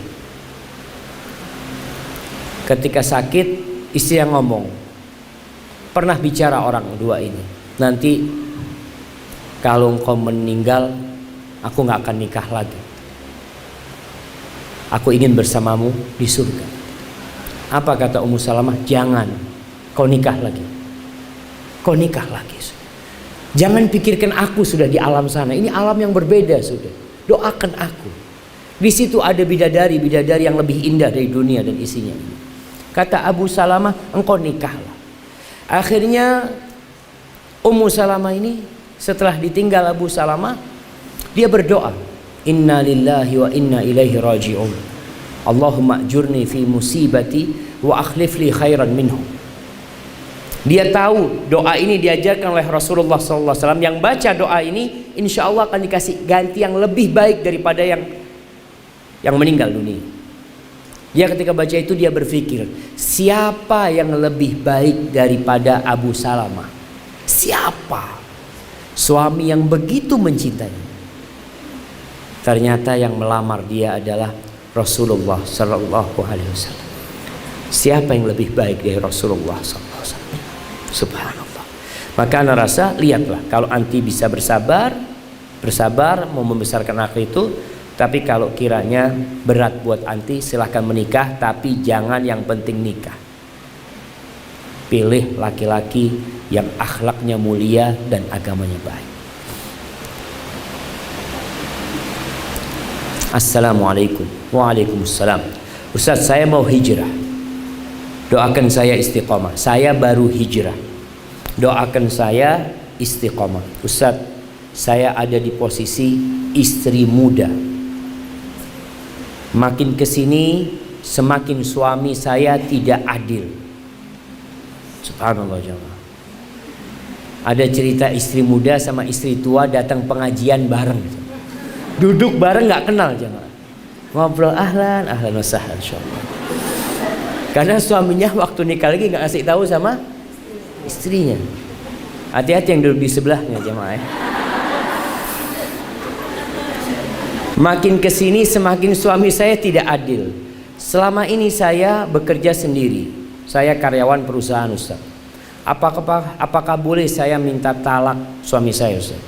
Saya tidak ingin terus berdosa bertengkar apabila suami melarang dan sering menyindir hijrah saya. Terima kasih Ustaz. Barakallahu fikum. Nah, yang mau nikah hendaklah nikah dengan kejelasan. Artinya jangan sembunyi-sembunyi. Kalau sembunyi-sembunyi, salah satu dampaknya seperti ini. Suami nggak bisa adil. Karena dia kalau ke rumah istri mudanya ini ngomongnya berangkat ke rumah sohibnya. Sampai ada cerita seorang syekh cerita, ada laki-laki ini kalau sore itu izin sama istrinya, "Ana mau ikut pengajian," kata dia.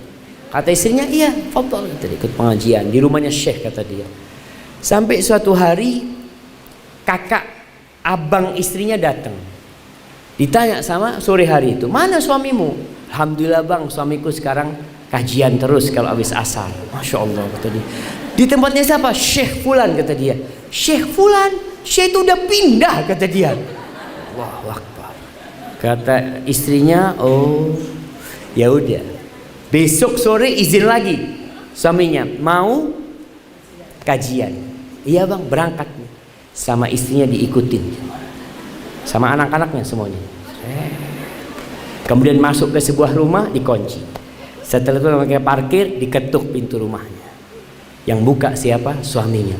Kata suami, "Mau ngapain ke sini?" "Mau ikut kajian Syekh," kata dia. "Ikut kajian." Astagfirullahaladzim ya. Biasanya seperti itu.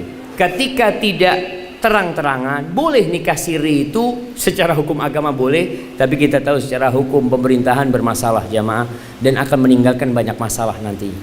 Tadi suami tidak bisa berlaku, ya memang sembunyi-sembunyi. Ana rasa kalau anti melihat suami anti tidak bisa berlaku adil, dan begini, keadilan itu tidak harus sama. Keadilan itu kadangkala berbasis dengan kesepakatan. Umpamanya suami mengatakan, "Ana bisa kesini hanya Sabtu dan Ahad." Umpamanya dia mengatakan itu. Sang calon istri mengatakan iya nggak apa-apa. Itu harus komitmen. Jangan kemudian istri mengatakan enggak, ana minta adil. Nggak bisa. Karena itu sudah kesepakatan sebelum menikah gitu loh. Tapi kalau nggak ada kesepakatan berarti tetap harus berbuat adil. Maka ngerasa kalau anti lihat sudah tidak ada sakinah, mawaddah dan rahmah, dan suami tidak suka dengan hijrah anti, mungkin pilihannya bercerai. Kalau memang itu solusi terakhir. Assalamualaikum Ustaz. Waalaikumsalam. Posisi saya tinggal bersama mertua. Dikarenakan ini kayaknya banyak mertua jemaah. Dikarenakan mertua saya sendirian. Namun tiba-tiba ipar laki saya ikut tinggal di rumah tersebut. Di mana rumah tersebut sudah menjadi hak suami saya. Pertanyaannya, bagaimana seharusnya saya dan suami menyikapi hal tersebut? Jazakallahu khairan. Iya, berarti masalahnya bukan sama mertua. Masalahnya sama ipar jemaah. Ya dikomunikasikan sama ipar. Bukan mau mengusir ipar, enggak. Mungkin sang suami punya kelebihan rezeki, katakan abang minta maaf atau apa, katakan sewakan rumah umpamanya. Kalau memang tadi akan menjadikan masalah, karena ipar kadang-kala ada ipar yang nggak sholat, ada ipar yang nggak peduli sama agama, kadang-kala istri, akhirnya kalau ada ipar, istri itu harus selalu pakai jilbab, dia harus menutup auratnya karena ipar ini orang lain. Bahkan kata Rasul SAW, ipar ini kematiannya. Karena berapa banyak perzinaan yang terjadi dengan ipar. Karena orang kampung merasa itu biasa. Lah wong iparnya Ustaz. Sama kayak saudara kadang-kadang dianggap oleh mereka. Maka rasa nanti lihat tadi. Kalau ternyata enggak, alhamdulillah rumahnya itu ada kamar khusus di depan sehingga ipar itu bisa keluar masuk ya tanpa harus masuk ke dalam rumah, alhamdulillah. Kalau mau masuk mungkin dia izin, coba dikondisikan. Artinya masalah itu dengan komunikasi yang baik insya Allah bisa diselesaikan. Barakallahu fikum. Saya gadis yang sudah berumur, berniat menikah dengan pria yang sudah beristri semata lillahi ta'ala. Masya Allah. Karena saya menilai dia dari ibadahnya. Sebab dari materi dia sangat sederhana. Kami sudah minta izin dari istrinya dan ortu saya semua menolak. Kami sudah istikharah dan kami mantap untuk terus lanjut. Ustaz, apa yang harus kami lakukan? Jangan dilanjutkan. Masalahnya bukan karena nggak dikasih izin sama istrinya. Istri mana yang memberikan izin? Makanya poligami itu tidak harus minta izin istri pertama. Itu dalam hukum agama. Kenapa? Karena wanita secara naluri nggak mau hak dia itu dibagi sama orang lain. Maka yang Allah katakan fankihu ma qabalakum minan nisa, suami sudah kamu menikah cari perempuan yang baik-baik dengan syarat bisa berlaku adil. Kalau kondisinya sekarang ini ortunya yang tidak mengizinkan, padahal siapa yang berhak menikahkan dia? Walinya, orang tuanya.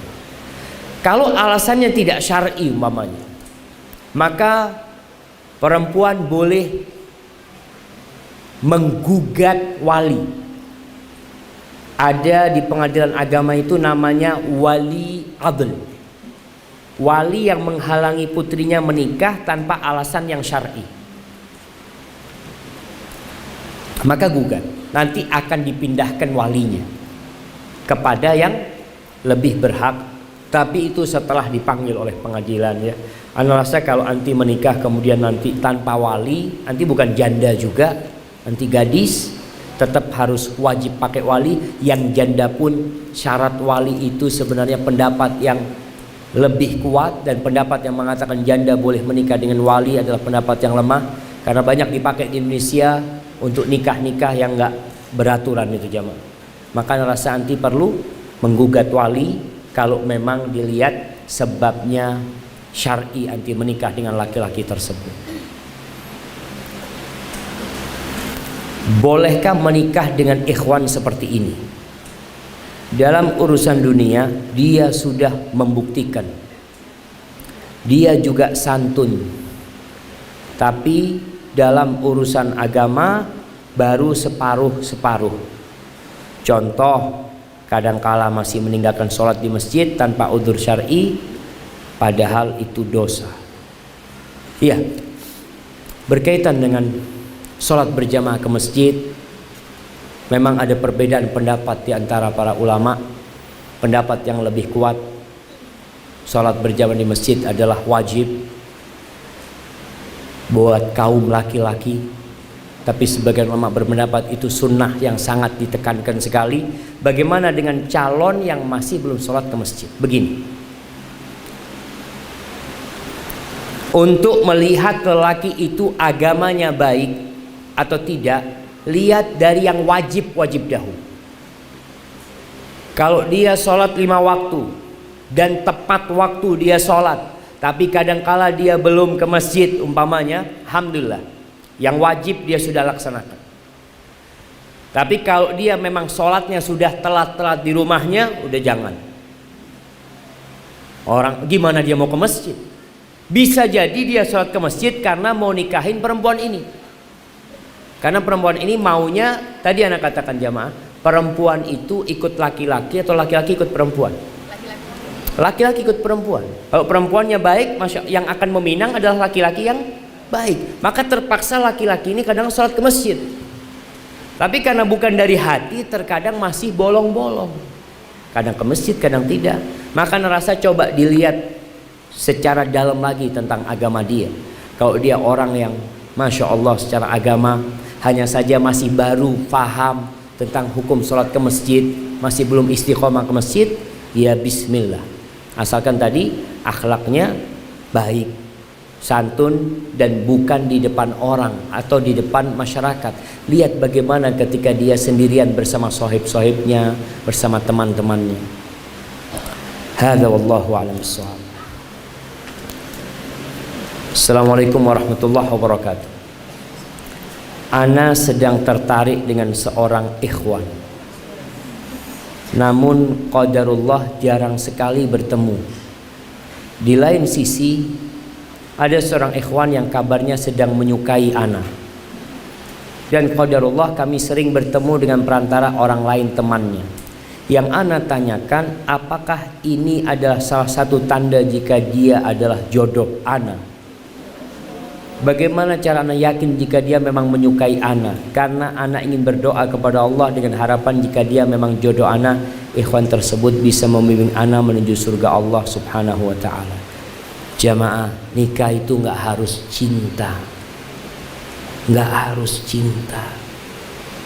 Berapa banyak orang yang menikah karena cinta tapi berakhir dengan perceraian. Maka cara seperti ini rasa nggak baik. Kalau anti nunggu dia menyukai anti atau tidak. Kalau dia memang menyukai anti, dia ngelamar anti, dia mau sama anti. Cinta nanti tumbuh dalam perjalanan, bisa seperti itu. Nah, ada orang yang memang sudah cinta, alhamdulillah, ketika dia lihat cinta dengan seorang perempuan, ya, dia lihat dari akhlaknya, perilakunya, tumbuh cinta, kemudian dia melamar, maka pernikahan itu akan membuat cinta itu bersemi. Tapi kalau belum ada cinta nggak ada masalah. Yang penting ada kecocokan. Cocok dulu. Cinta nanti dipupuk dalam pernikahan. Cocok dan kedua sudah belajar bagaimana menumbuhkan cinta dan kasih sayang, silahkan menikahi. Jadi kalau tadi mengatakan apakah ini salah satu tanda jodoh, belum tentu. Bisa jadi dia melamar anti, dalam perjalanan nggak jadi pernikahan itu. Maka nasihat ana, anti jangan lagi berhubungan dengan laki-laki ini, kecuali laki-laki itu serius, silahkan datang meminang anti. Anti teliti, cari tahu tentang dia. Kalau dia memang memenuhi syarat untuk menjadi imam di dalam rumah tangga, menjadi pemimpin buat anti, silahkan diteruskan. Kalau enggak, sudah putuskan. Kemudian jangan lupa untuk sholat istikharah, meminta pilihan dari Allah Jalla Jalaluhu. Bismillah. Afwan Ustaz, anak ingin tanya.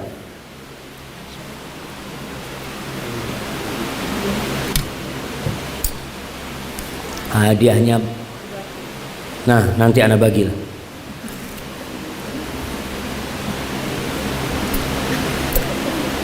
Bagaimana tips memahamkan ta'aruf dan nikah yang sesuai dengan sunnah secara syar'i kepada orang tua?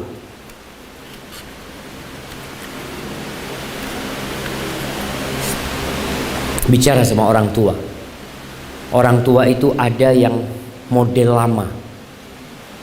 Jadi kalau mobil itu yang model lama itu kadangkala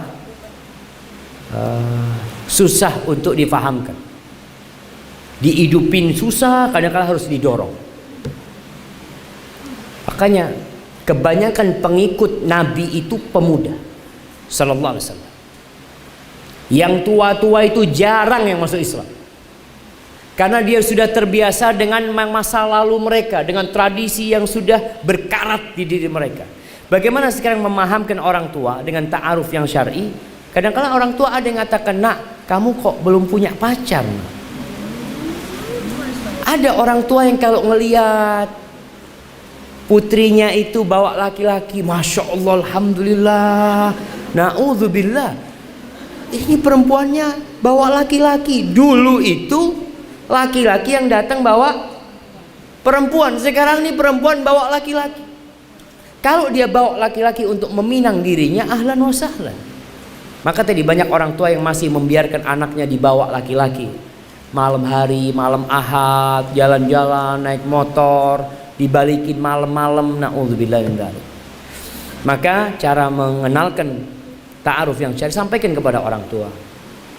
Bagaimana kita adalah umatnya Rasulullah SAW. Pasti orang tua cinta sama Rasulullah SAW. Sampaikan ayah, bunda, coba gimana sih cara Rasulullah SAW menikahkan putrinya. Bagaimana Nabi punya putri, beliau menikahkan putrinya. Bagaimana istri-istri sahabat menikah sebenarnya? Apakah dengan cara yang ada seperti ini atau gimana caranya? Maka anti ngomong perlahan-lahan sama orang tua dan tunjukkan akhlak. Jangan menggurui orang tua. Jadi kalau ngomong sama orang tua itu ngomong, "Afwan Umi, ana ini baru baca Umi, nggak tahu benar apa enggak Mi, kayak gini ternyata Umi." Artinya kita mengatakan, "Ana bukan lebih pintar dari Umi, enggak, anak-anak baca Mi kayak gini." Mungkin seperti itu, semoga orang tuanya bisa memahami. Pada saat menikah, suami tidak memiliki apa-apa. Kemudian istri dengan modalnya sendiri membangun sebuah perusahaan kecil. Suami membantu dan akhirnya justru lebih banyak bekerja di perusahaan tersebut sampai asetnya menjadi banyak. Pada saat bercerai, haruskah perusahaan tersebut dibagi dan bagaimana asetnya? Ini kayaknya mau bercerai jemaah. Atau persiapan untuk perceraian. Taib, dalam Islam ada istilah harta gono gini yang sering kita dengar. Islam nggak kenal dengan harta gono gini, kecuali kalau yang dimaksud harta gono gini itu adalah harta hasil usaha bersama. Iya, suami istri berusaha bersama, bikin rumah patungan, beli mobil patungan. Ketika bercerai maka dibagi dua. Kalau umpamanya yang punya usaha ini adalah istri, suami mengembangkannya. Nah, di sini haknya suami itu apakah memang separuh dari perusahaan tersebut atau saham dari perusahaan tersebut. Selama ini suami bekerja sebagai apa di sana? Kadangkala karena suami istri kan tidak ngomong macam-macam. Yang penting digarap bersama-sama. Dan kalau di situ ada usaha suami, berikan haknya suami. Apakah separuh, mungkin sepertiga, mungkin seperempat, mungkin 2/3, sesuai dengan usaha suami mengembangkan usaha itu. Jadi dia punya hak bukan karena dia yang memodali, tapi karena dia yang mengembangkan usaha tersebut. Itu kembali kepada kesepakatan di antara suami istri ini jemaah.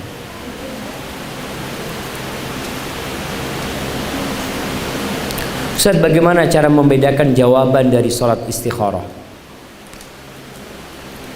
Istikharah kita untuk menikah, mana petunjuk dari Allah dan mana bisikan syaitan? Yang pertama, jawaban istikharah itu nggak harus mimpi. Karena sejatinya tatkala kita minta dalam doa itu, ya Allah, kalau ini baik buat aku, duniaku, akhiratku yang sekarang dan masa akan datang, maka mudahkan ya Allah. Jadi kalau bicara mudahkan, nggak ada bisikan setan. Kalau dimudahkan insya Allah jodoh. Tapi kalau ruwet, sudah, kayaknya bukan. Karena ada orang-orang yang sudah ruwet tapi dia ada yang suka dengan tantangan. Anak kok kayak gini suka, Ustaz. Gunanya istikharah apa? Kan antum minta dimudahkan. Kalau ternyata dipersulit, maka tinggalkan. Jadi nggak harus mimpi. Ustaz, apa yang harus saya lakukan ketika saya belum menemukan jodoh? Padahal setiap tahun umur saya terus bertambah, dan hal itu membuat saya gelisah. Terima kasih. Ketika seorang di perut ibunya berumur 120 hari, itu telah ditetapkan takdir dia. Ada yang ditakdirkan memiliki jodoh, ada yang sampai mati tidak menikah. Anti bayangan sekarang gelisah karena tidak datang jodoh. Ada yang sudah menikah, ada yang punya anak juga gelisah, mengatakan kok bisa anak kawin sama orang ini. Kenapa? Karena dalam semua kondisi perempuan itu diuji. Dia sebelum menikah diuji, setelah menikah diuji. Ada wanita-wanita yang berharap tidak menikah karena dia mendapatkan suami yang tidak soleh. Maka kondisi anti sekarang yang belum menikah, apa yang harus dilakukan? Perbaiki hubungan anti dengan Allah Subhanahu wa ta'ala. Dan jangan putus asa. Jalani kehidupan ini. Ada banyak perintah Allah yang mungkin belum kita lakukan. Mungkin kita belum siap untuk menjadi suami orang. Mungkin kita belum siap untuk menjadi ibu buat anak-anak. Maka anti coba husnudzon sama Allah Azza wa Jal dan suudzon sama diri sendiri. Maka jangan sampai gara-gara jodoh tidak datang kemudian menerima laki-laki apa saja. Yang penting kawinlah, enggak. Tetap kawin itu ada aturannya dan pilihlah laki-laki yang sudah kita sebut. Baik, tadi kita sebutkan.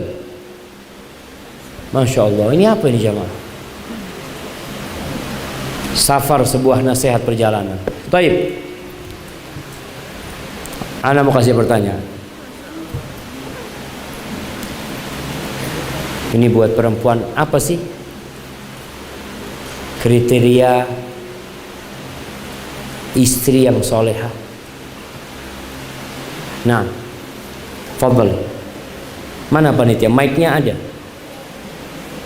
Ada mic-nya? Iya. Silahkan.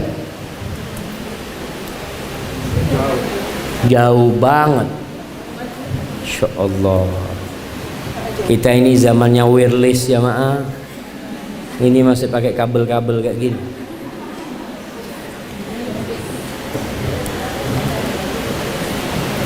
Nah, silahkan.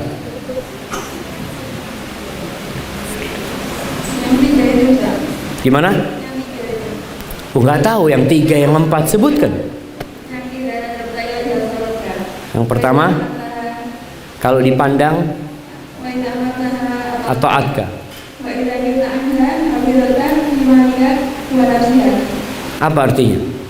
Ketika dilihat menyenangkan, ketika diberita taat, ketika suami hati yang jaga dan Masya Allah, barakallahu fikum. Fadhal ya jemaah. Ya. Nah, tuh perempuan yang paling baik kata Nabi SAW, yang kalau dipandang menyenangkan. Dan ana melihat banyak wanita kalau dipandang oleh suaminya tidak menyenangkan. tapi kalau dipandang orang menyenangkan. Kenapa? Karena banyak wanita kalau keluar rumah dia bersolek. Sampai laki-laki itu kalau melihat istrinya cantik, pertanyaannya mau kemana? Karena nggak pernah cantik di rumah istrinya. Kalau cantik mau kemana ini? Maka jangan sampai itu terjadi lagi di rumah. Ketika sekarang udah berubah, ketika cantik suami tanya mau kemana? Mau bersamamu, Bang. Duduk di sebelahnya suaminya ya. Yang kedua, yang kalau disuruh taat, nggak pernah bantah. Itu istri yang soleh. Dan ingat, kadangkala banyak masalah gara-gara istri tidak taat, istri meremehkan kewajiban dia untuk taat kepada suaminya. Khususnya untuk urusan ranjang, tolong taatin suami. Yang ketiga, kalau suaminya keluar rumah, tolong dijaga kehormatan dirinya. Jangan memasukkan laki-laki ke dalam rumah. Mungkin gak ada yang masukkan laki-laki dengan wujudnya, tapi sekarang dengan handphone, video call sama laki-laki, WhatsApp sama laki-laki. Na'udzubillah, hati-hati, jaga kehormatan dirimu dan jaga harta suami. Baik, pertanyaan selanjutnya. Sebutkan kriteria suami yang soleh. Nah, fadhal, yang sudah nikah. Jawab. Kasih sebelahnya yang sudah nikah. Nah, fadhal.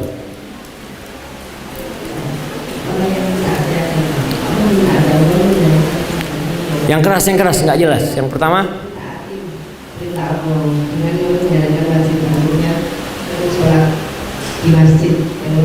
melaksanakan perintah Allah. Yang kedua, akhlaknya baik. Taib, barakallahu fikum. Fadhil jamaah. Kata Nabi sallallahu alaihi wasallam, khairukum li ahli. Orang yang terbaik di antara kalian adalah yang paling baik sama istrinya. Taib, pertanyaan yang ketiga. Sebutkan beberapa kemungkaran yang terjadi sebelum pernikahan. Nah, fadhil di depan ini. Mic-nya. Nah. Fadhil.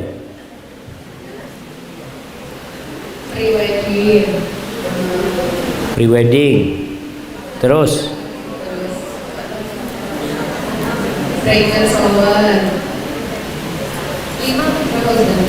Terserah berapa sudah.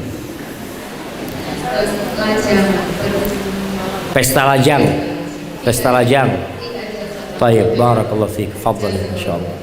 Barakallahu fiik. Baik jamaah, kita lanjutkan. Masih ada 7 menit lagi. Ustaz, kenapa ikhwan yang mendekati saya selalu yang sudah beristri? Dan rata-rata mereka sedang dalam masalah. Sekarang ada yang mendekati saya dan bilang akan bercerai. Tapi saya sarankan untuk tidak bercerai. Tapi dia tetap bersikukuh dengan akhirnya. Dan akhirnya saya bilang iya, sudah selesaikan dulu masalahmu karena saya tidak mau dianggap sebagai pelakor. Apa sikap saya salah karena menyarankan dia? Hati-hati sama laki-laki seperti ini.